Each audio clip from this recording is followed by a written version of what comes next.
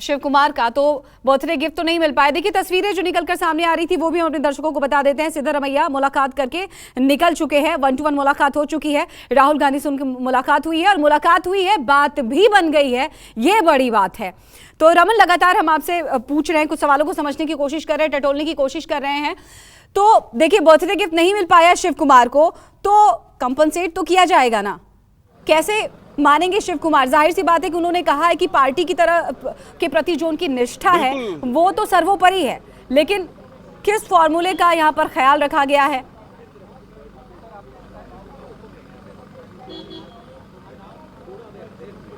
बिल्कुल कंपनसेट किया जाएगा और कहा यह जा रहा है कि डिप्टी सीएम के तौर पर डीके शिव कुमार की ताजपोशी संभव हो सकती है और ख़ास तौर पर जो इम्पोर्टेंट पोर्टफोलियो है, जो मलाईदार डिपार्टमेंट है, विभाग है, उस मलाईदार विभाग डीके शिव कुमार को दिया जा सकता है, ताकि उनके साथ जो नाइंसाफ़ी, जैसा कि वो बता रहे हैं, जो नाइंसाफ़ी हुई है उस नाइंसाफ़ी को किस तरह से भरपाई की जा सके। और प्रदेश अध्यक्ष जिस पद पर अभी हैं डीके शिव कुमार, वो प्रदेश अध्यक्ष भी बने रहेंगे, ताकि लोकसभा चुनाव तक जो है डीके शिव कुमार की जो लोकप्रियता है कर्नाटक के अंदर और जो संगठन में उनको काम करने का महारत हासिल है, उसका लाभ पार्टी के द्वारा उठाया जा सके।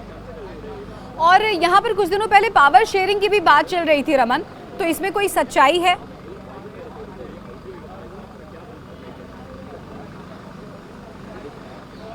देखिए अभी तक इस बारे में कोई बात सामने नहीं आई है। हालांकि जब भी इस तरह का अनाउंसमेंट होगा, उसी अनाउंसमेंट में इस तरह की बात सामने आएगी कि आखिरकार सिद्धारमैया 2.5 साल के लिए मुख्यमंत्री रहते हैं और 2.5 साल के बाद डीके शिव कुमार मुख्यमंत्री रहते हैं, क्योंकि लगातार ये बात कही जाती रही है कि सिद्धारमैया को कोई आपत्ति नहीं थी इस बात को लेकर कि पावर शेयरिंग का अगर फैसला पार्टी हाईकमान करता है तो उन्हें कोई आपत्ति नहीं है। वो 2.5 साल पहले मुख्यमंत्री रहना चाहते हैं और 2.5 साल उसके बाद डीके शिव कुमार को अपना पद सौंप देना चाहते हैं। लेकिन अभी तक कांग्रेस हाईकमान की तरफ से या सूत्रों की तरफ से कोई जानकारी ऐसी नहीं मिली है कि इस फॉर्मूले को लेकर बात आगे बढ़ी है और 2.5 साल का फॉर्मूला पे पार्टी के द्वारा विचार किया गया है।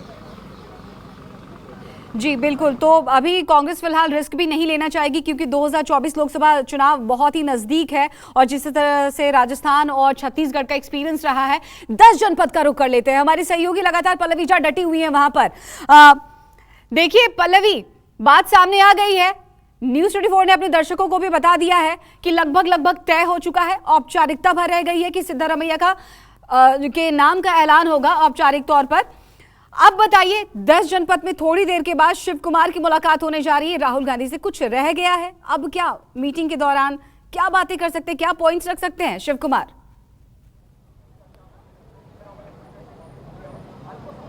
देखिए बिल्कुल आपने सही कहा कि देखिए जिस तरीके से खबरें आ रही हैं और अभी थोड़ी देर पहले ही सिद्धारमैया जब यहाँ से निकले हैं अपने काफिले के साथ, तो उनके पीछे जो गाड़ियाँ 10 जनपद के बाहर निकली हैं वो विक्ट्री साइन दिखाते हुए बाहर निकली हैं, यानी कि कहीं ना कहीं कुछ संकेत देने की कोशिश ज़रूर है। लेकिन अभी तक जिस तरीके से कहा गया है कि आला कमान की तरफ से या फिर कांग्रेस पार्टी की तरफ से अभी इस बारे में कुछ नहीं बताया गया है, तो फिलहाल इस पर संशय ज़रूर बरकरार है। लेकिन इशारों में भी कई बातें संकेत में कही जाती हैं।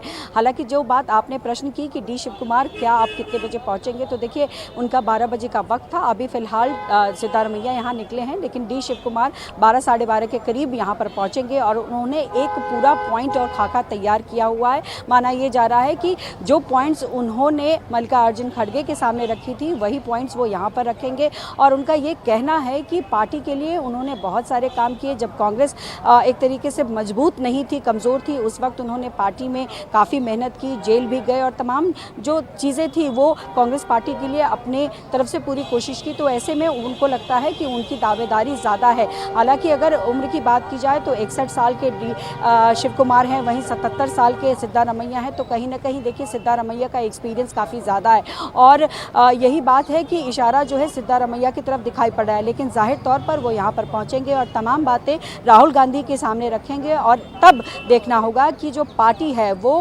क्या फैसला लेती है और किस तरफ इशारा करती है। जी रश्मि। जी बिल्कुल, एक बार फिर से हम रमन का रुख कर लेते हैं। रमन, अगर हम बात करें कर्नाटक में नई सरकार की, जिस तरह से यहाँ पर कवायदे की जा रही है, कोशिश की जा रही है, केंद्र में 2024 भी है, मिशन 2024 पर भी ये चल रही है कोशिशें, और कहा यह जा रहा है कि जो नई सरकार का गठन होने जा रहा है उसमें सोशल इंजीनियरिंग का खास यहाँ पर ध्यान रखा गया है। सभी समुदायों को यहाँ पर साधने की कोशिश की जा रही है, सबको साथ लेने की कोशिश की जा रही है?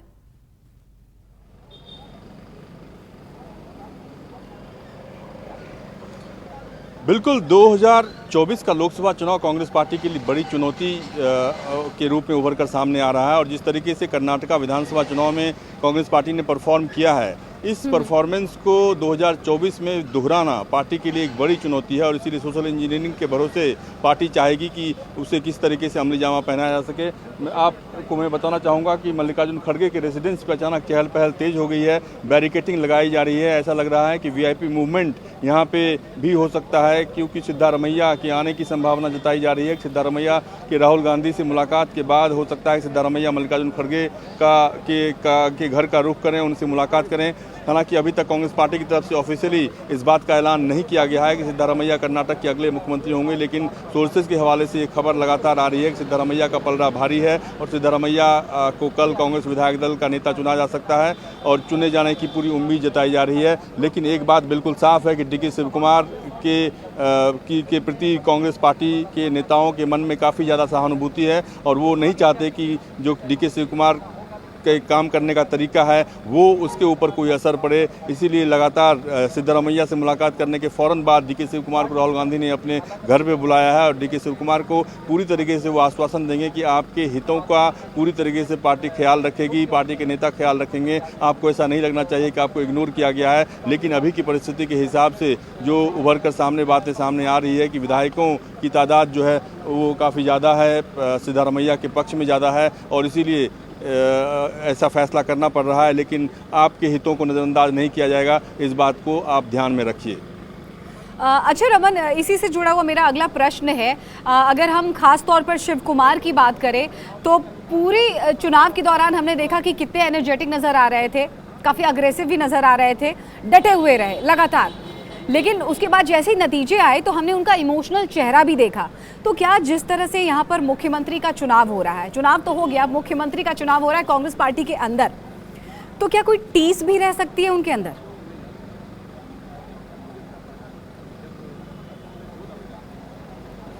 बिल्कुल टीस रह सकती है क्योंकि चुनाव के नतीजे सामने आने के बाद जिस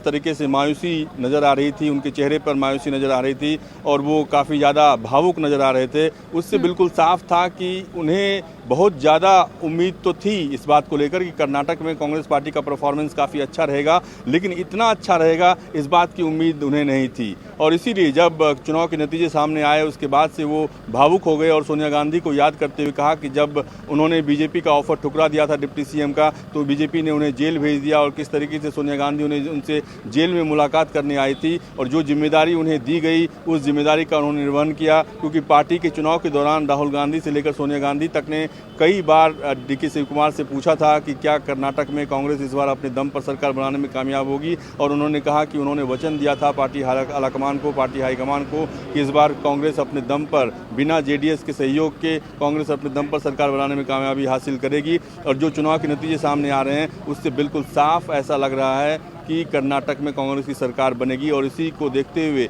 वो काफ़ी भावुक हो गए थे, इमोशनल हो गए थे। चलिए एक बार फिर से 10 जनपद का रुख कर लेते हैं। पल्लवी, जरा एक बात हमें समझाइएगा। यहाँ पर कहा यह जाता है, ये बातें हैं सियासी गलियारे में कि अगर हम शिव कुमार की बात करें तो वो सोनिया गांधी और प्रियंका गांधी के काफ़ी फेवरेट लिस्ट में आते हैं और सिद्धारमैया राहुल गांधी की चॉइस है। तो क्या यहाँ पर राहुल गांधी का कद यहाँ भी ज़्यादा बढ़ गया है, परिवार में भी ज़्यादा बढ़ गया है, क्या उनकी चॉइस चल रही है?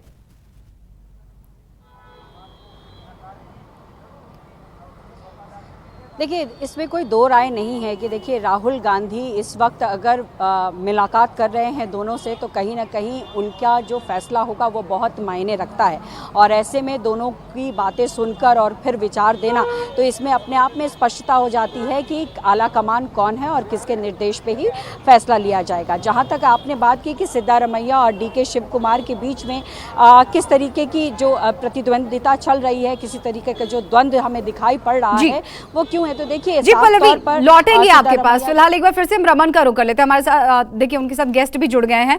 जी Raman, over to you.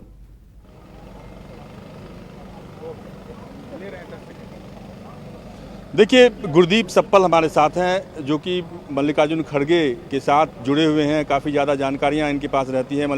Gurdeep supple साहब, जिस तरीके से कर्नाटका का सियासी संकट लगातार सामने आ रहा है, क्या आपको लगता है कि फाइनल डिसीजन होने में अब ज़्यादा देरी नहीं होगी? रमन जी, जो हमारी जीत है उसको संकट आप लोग कह सकते हैं, हम लोग नहीं कह रहे हैं। हमारे लिए एक प्रक्रिया है, एक लोकतांत्रिक प्रक्रिया है जो चल रही है, जिसमें ज़्यादा वक्त नहीं हुआ है। जहाँ पे भी दावेदार एक से ज़्यादा होते हैं वहाँ इतना वक्त लगता ही है। ये एक नॉर्मल प्रक्रिया है। उसको मीडिया अपनी चाहे कौतूहल में, चाहे उत्सुकता में, या कई बार बीजेपी के लोग भी इसको फैला रहे हैं कि बहुत वक्त लग रहा है। लेकिन आप देखो कि बीजेपी के अपने यहाँ असम के अंदर 22 दिन लगे थे असम का मुख्यमंत्री तय करने में, तो तब तो ये सवाल नहीं उठा था कि वहाँ संकट है। उत्तर प्रदेश के अंदर पिछली बार 9 दिन लगे थे। मनोज सिन्हा जी यहाँ से चढ़ के चले थे कि मुख्यमंत्री होंगे, जब लैंड किए तो योगी जी मुख्यमंत्री हो गए थे। तो ये एक स्वाभाविक प्रक्रिया, बीजेपी इसको कंफ्यूज करना चाह रही है और कई लेवल पे कंफ्यूजन है। मैं मौके का फ़ायदा उठा रहा हूँ आपसे, सॉरी। जैसे अब परसों एक चलाया गया था जिसमें आपके यहाँ भी चैनल पे चला और फिर बाद में समझ में आया कि वो गलती हो गई कि मुस्लिम मुख्यमंत्री की डिमांड हो रही है, 5 मंत्री की हो रही है। पता लगा वो भारतीय जनता पार्टी का आदमी था, मुसलमान, जो वक्फ बोर्ड के व्यक्ति थे, वो उनकी ओर से वो हमारा व्यक्ति बना के वक्फ बोर्ड के अध्यक्ष की हैसियत से चलाई। हाँ, वक्फ बोर्ड के अध्यक्ष की हैसियत से चली थी, लेकिन किसी ने ये नहीं बताया था कि वो वक्फ बोर्ड के जो अध्यक्ष हैं वो भारतीय जनता पार्टी के व्यक्ति हैं और उनके अपॉइंटी हैं, उनके समर्थित व्यक्ति हैं। तो ऐसे कन्फ्यूजन फैलाया जाता है पॉलिटिक्स के अंदर। लेकिन मुझे नहीं लगता कि हम कहीं भी संकट में हैं, मुझे नहीं लगता कि कहीं भी देरी हो रही है। एक स्वाभाविक प्रक्रिया है। कल सुबह से मीटिंग शुरू हुई है। एक दिन में ये फैसले नहीं होते हैं, सबसे बातचीत करनी होती है, वो बातचीत हो रही है। विधायक दल की बैठक हुई। विधायक दल की बैठक के बाद जो है पर्यवेक्षकों ने विधायकों से राय ली, एक एक करके विधायकों से राय ली। वो अपनी रिपोर्ट कांग्रेस अध्यक्ष को सौंप दी। राहुल गांधी की कल मीटिंग हुई मल्लिकार्जुन खड़गे के साथ। अभी सिद्धारमैया की राहुल गांधी से मीटिंग हुई, फिर डीके शिव कुमार की मीटिंग हो रही है। क्या आपको लग रहा है कि विधायक किसके फेवर में है? डीके शिव कुमार के फेवर में है या सिद्धारमैया के फेवर में? देखिए, 13 को रिजल्ट आया था, 14 को हमने 3 ऑब्जर्वर अपॉइंट किए। देश के 3 हिस्सों से वो 14 तारीख को ही पहुंच गए वहाँ पे और पूरी रात बैठ के सबसे बातचीत की, एक एक करके बातचीत हुई। वो रिपोर्ट केवल और केवल कांग्रेस अध्यक्ष के पास है, वो रिपोर्ट किसी और के पास नहीं है और उस रिपोर्ट के आधार पे ही आगे सलाह मशविरा हो रहा है। बस मैं इतना कहूँगा। आपको लगता है कि अब फैसला होने में ज़्यादा देर नहीं लगेगी? जी, देखिए, जैसे ही फैसला होगा सबके सामने होगा। ये कोई गुप्त प्रक्रिया तो हो नहीं रही है। ये तो ऐसी चीज़ है कि जब फैसला होगा तो बाकायदा इसका हम स्टेटमेंट जारी करेंगे, बाकायदा डेट तय करेंगे, कब शपथ होना है, बताएंगे कौन व्यक्ति हैं। तो इसलिए इसमें कोई ऐसा नहीं है कि हम कोई ऐसा डेडलाइन के अगेंस्ट काम कर रहे हैं। ये बातचीत है, आराम आराम से बातचीत हो रही है। आप यहाँ हैं, आप 2 दिन से कवर कर रहे हैं, आज तीसरा दिन हो गया है। आपको कहीं लगा है कि अंदर कोई परेशानी हो रही है, कोई तनाव का माहौल है? ऐसा आपको कहीं नहीं लगा होगा। सब आराम से है, आराम से बातचीत हो रही है और एक स्वाभाविक प्रक्रिया के तहत बातचीत हो रही है। इसमें कोई तनाव हमारे एंड पे नहीं है। और मैं इसलिए कहना चाहता हूँ आपके दर्शकों को कि ये समझना चाहिए कि किसी भी पार्टी के अंदर ये प्रक्रिया चलती है और उस प्रक्रिया को होने दीजिए। उसमें कोई ज़्यादा वक्त नहीं हुआ है। कल ही हमारी सलाह मशवरे का दौर शुरू हुआ है, कल ही, और आज दूसरा दिन है बस। धन्यवाद। गुरदीप सप्पल साहब ने साफ कहा कि जो पार्टी का निर्णय है वो जल्द सबके सामने आ जाएगा और जो पार्टी की प्रक्रिया होती है उस प्रक्रिया का पालन किया जा रहा है। लेकिन एक बात मैं आपको बताना चाहूँगा कि डीके शिव कुमार और सिद्धारमैया के बीच जो मुलाकात हुई, राहुल गांधी से मुलाकात हो रही है या मल्लिकार्जुन खड़गे से मुलाकात हुई, उस मुलाकात में दोनों एक साथ नज़र नहीं आए अभी तक। दोनों की सेपरेट मुलाकात हुई, तो अभी भी काफ़ी ज़्यादा खटास दोनों नेताओं के बीच में बरकरार है। इस बॉडी लैंग्वेज से ये पता चल रहा है। जी बिल्कुल, और कांग्रेस के नेता लगातार इसे सहज प्रक्रिया बता रहे हैं। चलिए, बहुत बहुत शुक्रिया फिलहाल आपका। रमन, आपका भी, पल्लवी, आपका भी बहुत बहुत शुक्रिया। तो एक बार फिर से कर्नाटक के अगले सीएम सिद्ध होने जा रहे हैं।